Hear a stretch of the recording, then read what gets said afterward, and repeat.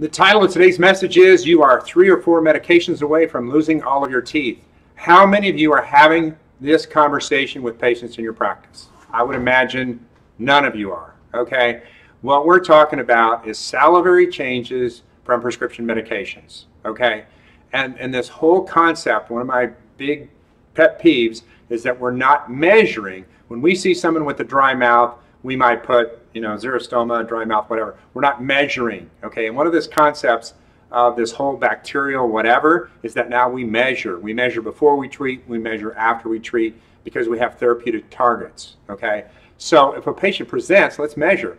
GC has a simple test.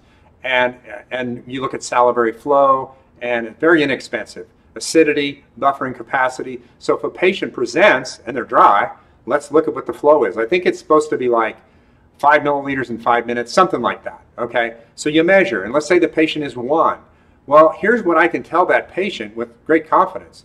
If you're at 1 and I do a restoration, the chances of that restoration failing in 5 years is 100%. Are you up for that? Yeah, let's go do that treatment plan, okay? So why are we not assessing risk and measuring? When these patients are on all these medications and they become dry, we need to treat them and we need to support their saliva. There are a lot of really good products. You can support their saliva, but you have to have that conversation because it is putting you in a position of absolute failure. You jump into the restorative like we always do. We diagnose and jump into the restorative.